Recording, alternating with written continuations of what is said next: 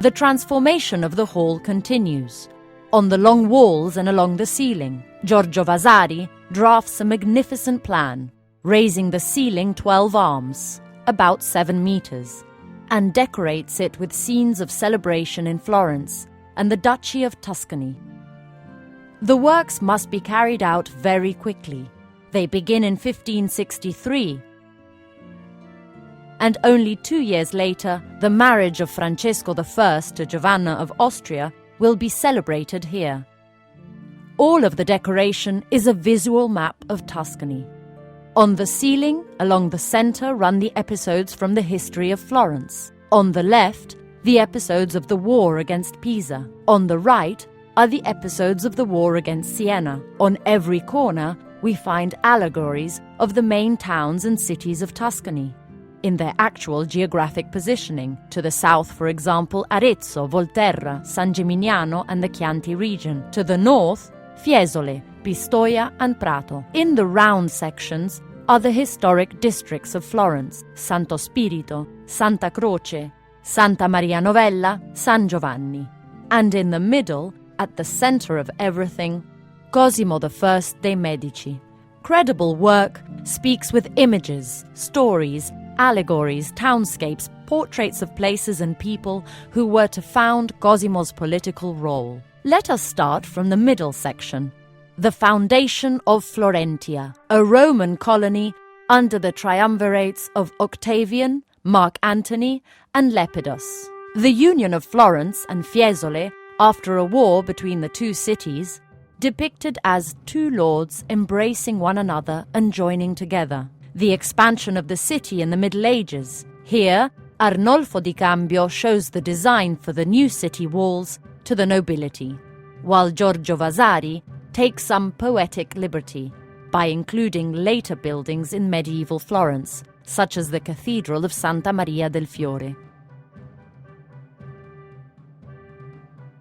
To the left and right, again on the ceiling, is an eloquent comparison. On the one side, the war against Pisa, led during the Republic and hard won after 14 years. And on the other, the war against Siena, instigated by Duke Cosimo and won in just 14 months. The long war of Pisa begins with the decision by the Council of Citizens. Going down the wall, battles and skirmishes of the war with large numbers of people and things come to life. On the left, the battle at Torre San Vincenzo on the coast, won by the Florentines. The siege of Leghorn by Emperor Massimiliano, who took to the field in aid of Pisa with a great fleet. The attack on the fortress of Stampace, the city's most important fortress. You can see all of Pisa along the Arno River, including Piazza dei Miracoli. Everything is true to life. Giorgio Vasari sent Battista Naldini to make sketches, drawings, and views of the area. Returning to the ceilings, there are episodes of war, battles and conquests until the final victory in 1509, followed by the triumph. Florence is seated on a chariot drawn by 4 white horses,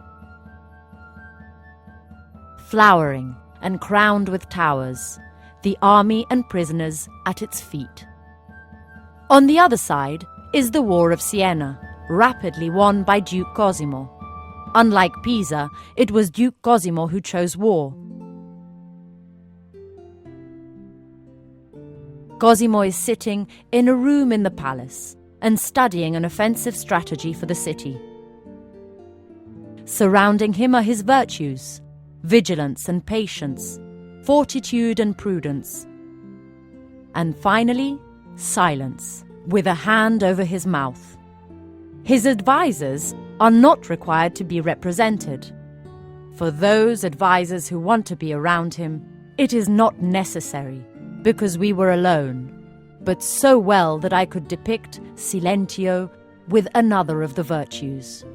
The monumental frescoes on the wall tell of 3 key episodes of the war. The first attack in Siena, at the fort of Porta Camoglia, one night in January in 1554, the capture of Porto Ercole, the last bastion of Siena, And finally, the battle in the Val di Chiana, decisive for the victory.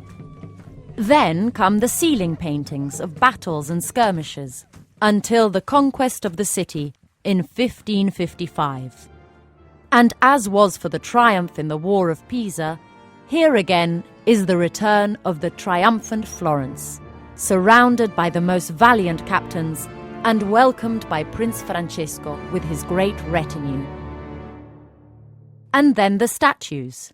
In addition to the Fatiche di Ercole, Labours of Hercules, by Vincenzo de Rossi and his collaborators, there is the Vittoria su Pisa, Victory over Pisa, by Giambologna, and Michelangelo's Vittoria su Siena, Victory over Siena.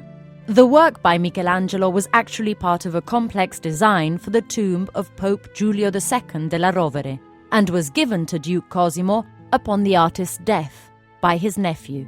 The reference to the victory of Florence is unequivocal. Florence, the vigorous young man, prevails over Siena, the defeated, crushed to earth, imprisoned in matter. Giambologna is asked to sculpt the pendant, the victory over Pisa, first made in plaster and then in marble, the final step of a grandiose project.